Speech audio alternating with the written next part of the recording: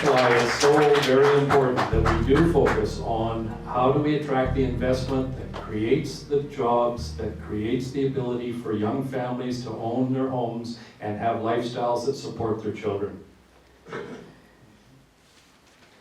You know, I guess I wanted to move on to there's two things we talked about the need for affordable housing, and that is something that we can and we are doing, we have done already. We have, in fact, just recently announced, all being well, that we will be swapping some property. We've got a conditional purchase agreement to purchase 12 acres on Chapman Creek.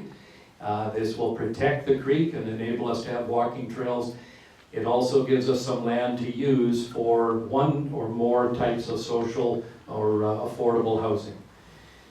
We'll be swapping that, all, as I say, all being well, for selling a small portion of Lot L. So we'll get 12 acres for what amounts to 3 acres under a hydro right-of-way. To me, that's a very good deal. I also want to comment on the profound need for childcare. We talk about the social challenges here. We need better and diverse and responsive childcare, and under my watch, we're going to get it. Simply put, if we want to have young families in today's economy, people work all hours of the day and night. We need them to work all hours of the day and night. They need a place for their young children to go, and that to be safe, and that needs to be affordable.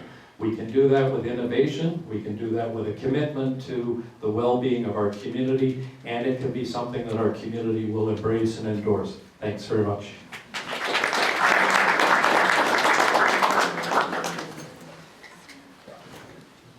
As mentioned in question 1 and 2, the District of Sechelt needs to tap in on the expertise and insight of the community to find reasonable and feasible solutions, and many that have been mentioned by Bruce.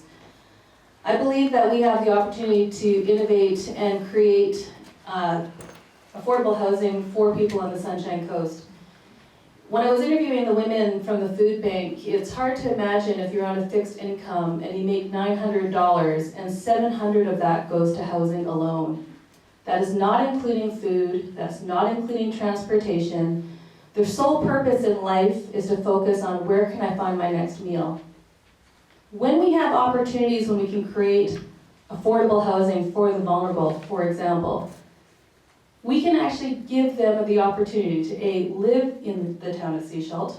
I'm sort of making that up, but this is through the collaboration of dialogue with our community members and partner groups, where they can actually focus on that $900 of fixed income and maybe $400 to housing, maybe $500. At least they would have some money to focus on food and their own wellness.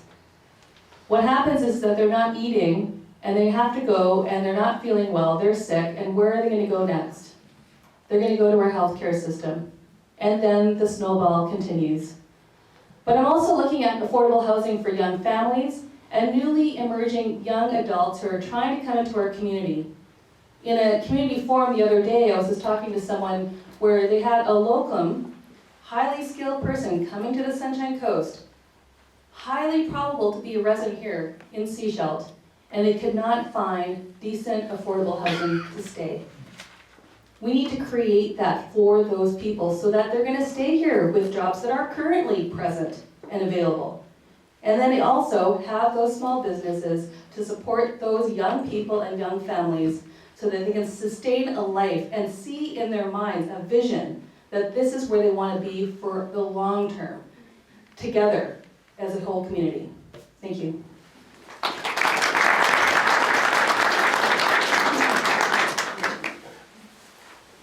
Thank you. We'll now move on to some questions from the floor. Could you have the microphone? This is a question to the 3 mayoral candidates. I'd like you to respond to my question, and that is, how do you feel about the District of Sechelt moving towards the replacement of the lawn bowling green that was removed 10 years ago? And if you need information, I will give it to you at any time. Thank you.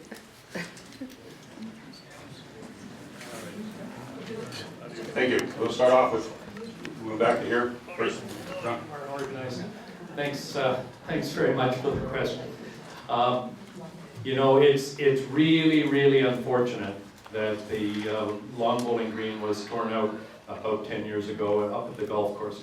It was done, I believe, by the owner at the time of the facility. He felt he was going to build a stay-and-play hotel resort there, and of course that didn't happen. We have now, the good news is that we do have some land within the district. We have the possibility to expand our recreational facilities. I know pickleball is interested. I know there are some other groups that are interested, and of course the lawn bowling community is interested in having facilities.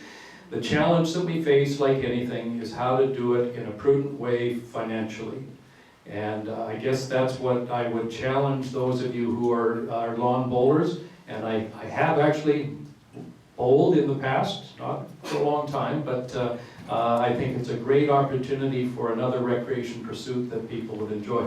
Having said that, my understanding is it costs at least $300,000 to build, and so I think any council in there would need to see the support from the community. So what I would encourage, and I'd encourage everybody, whether it's pickleball or some other passion that you have, if you want the broader community to embrace what you're excited and passionate about, find a way to demonstrate to the rest of the community how exciting it is. Bring them into it. I know that's what pickleball has been trying to do with various initiatives of off-coast tournaments and the like. It's easier, they can play pickleball on a senior center floor. You can't have a lawn bowling tournament on the same floor, unfortunately. But we do need, as council, to make decisions to set priorities. We need to understand which is the top priority for the community as a whole. So I'm happy to help. I look forward, as we've talked about it, about how we might be able to achieve some success, and I look forward to working with you after November 15th. Christine? My response to that is, if elected as mayor, my first objective is to not only establish good governance with the council and build those relationships, but the second step is to move forward with a strategic plan that has community input. I really believe recreation is a huge priority. Lawn bowling, it's like curling, so it's a little close to my heart. But you know, definitely I want community engagement back in our community. I want to hear your voices. I want to hear where our values are, and then we create that plan together. And then we move forward as a council and mayor together to create those objectives. So if we mutually agree upon that recreation, and lawn bowling is one of those examples, then we would move forward with that, because that is the plan that we would set forward for ourselves for the next 4 years. Thank you. Bruce? Thank you. First, I think the official community plan actually sets out our strategic plan, and it shows the kinds of things the community want. It was done with political engagement and community engagement, so we actually have a plan and a guideline on how we should look. Lawn bowling, absolutely. When the district recently bought the land right beside Chapman Creek, nice and flat, open access, not really good for traffic, but I thought that would be a perfect place for a lawn bowling green, and I would probably name it the Margaret or Jeff Taylor Memorial Green, because she deserves to be recognized for the work she did for decades trying to get us to resolve the issues at the golf course, so we actually did have a lawn bowling green. About $300,000 in finding priorities, well, let's see, $500,000 wasted going after the golf course in court, $985 million of legal fees in the last 2 years. Oh, $300,000 a year for Sechelt Innovations Limited. I think I could find $300,000 in the budget somewhere for a lawn bowling green that would attract, even visitors could come and use it when they came by. So, yeah, it's a good idea. Thank you, candidates. Next question.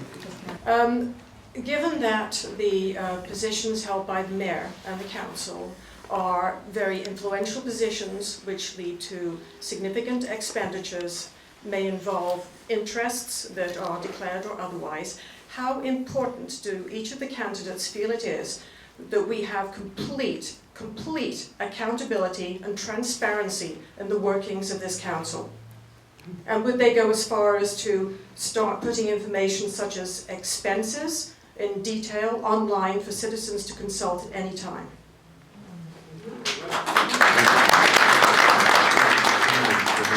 Joelle pass the hat and raise $100,000, we could have the Sunday sailing back. Got your bonuses. Okay, so thanks for that. The employees are the people that, next time you're on the ferry, please remember to give them a attaboy. They do work very, very hard. Thanks. It is a difficult question. I have to honestly say that my family doesn't commute that often on BC ferries as often as we did maybe 10, 15 years ago. The cost of traveling on BC ferries is expensive. And I do agree with Bruce Milne that it is more of a provincial issue than local. But what we can do as your local representatives is to influence those in the provincial government to look at us and take a careful view about how it's affecting our local economy and coming and working together to find thoughtful solutions that we can bring forward so that we can actually find an outcome that we can mutually agree upon. Thank you. Thank you. Next question. Hi, good afternoon. I have heard each of you talk about the importance of bringing small business and businesses to Sechelt as part of the growing economy. And I also read somewhere that Sechelt has the potential to become the pot growing capital of Canada. So I would like each of you to state whether or not you are in favor of pot growing facilities, medicinal marijuana facilities coming to Sechelt. And if you are, what kind of safeguards you would put in place to make sure that the community stays safe and doesn't attract organized crime, which is, I've heard, associated with these types of facilities. Thank you. Is it me? Yes, you're on. Thanks very much. You know, this came up about a year ago. Somebody came into the district, we got an application, hey, we want to build a medical marijuana grow-up. And that started a process of education that it frankly has taken more work and we got less out of it than we'd hoped. One of the primary reasons is the federal government, Health Canada, has not provided any information. When you get right down to it, we have asked them to come to seminars, we've asked them to provide us with confidential briefings, we've asked them to, what's on your mind, what are you planning? And they have not responded. We have, as the council, we started the first step of an education process. We were able a few weeks ago to get a group of people here to explain what the industry might look like if it comes here.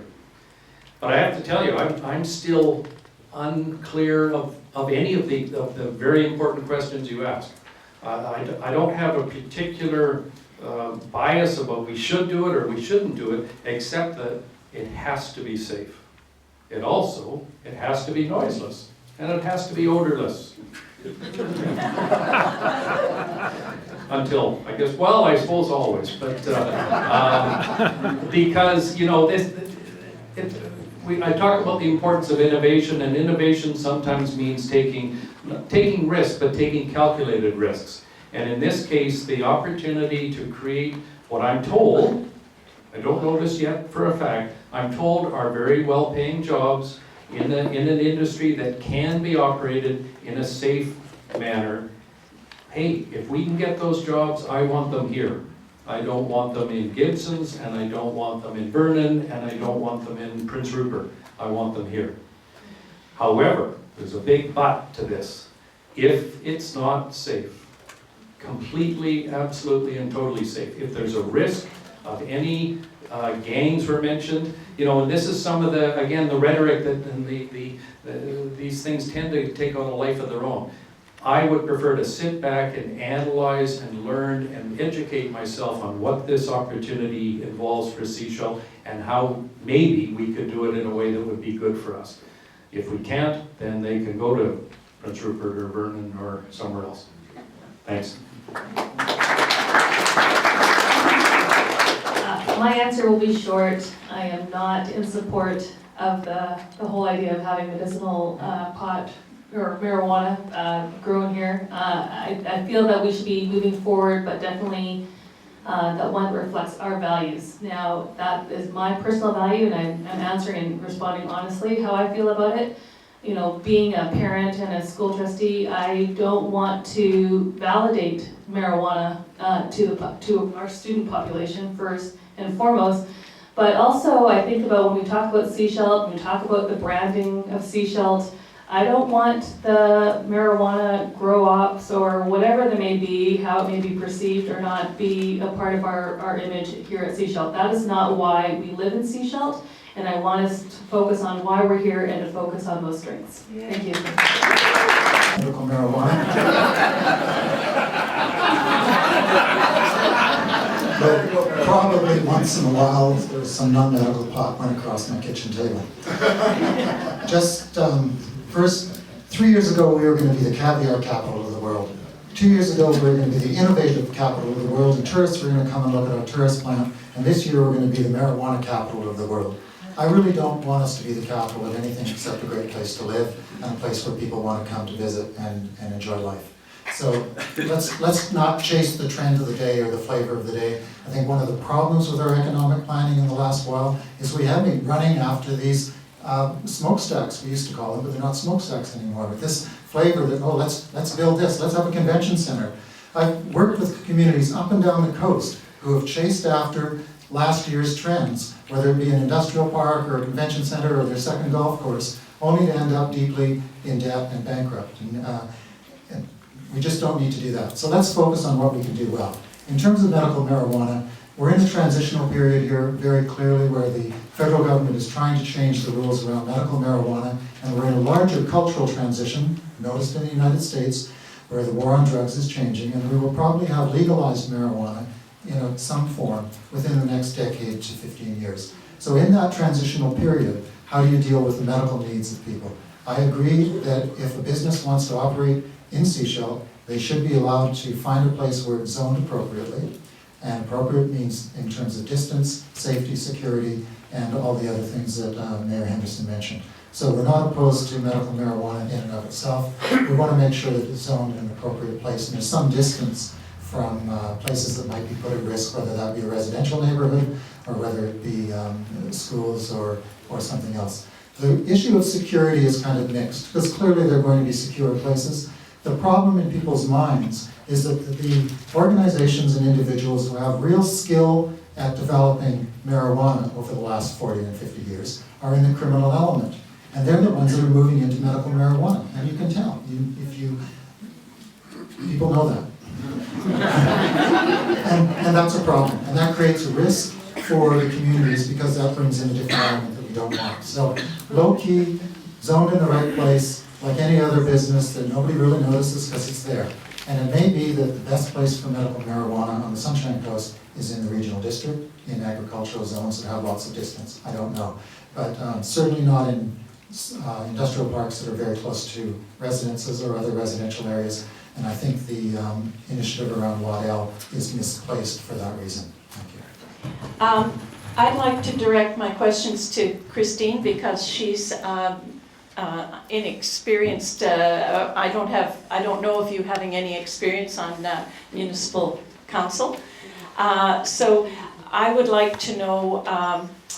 I have a two-parter. What is wrong? What issues are not being handled well with the current council that led you to go into the mayoral race? And amongst all the candidates running as councillors, who will be the one or two that you most look forward to working with?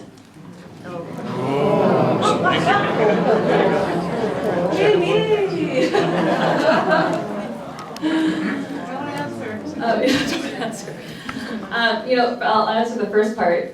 Thank you. First of all, being a community member and providing service that extends beyond, for example, in teaching, that extends beyond teaching math in the classroom. I was heavily involved with committee work and the governance of our local union and how we can find ways in that context, how we can make education better for students.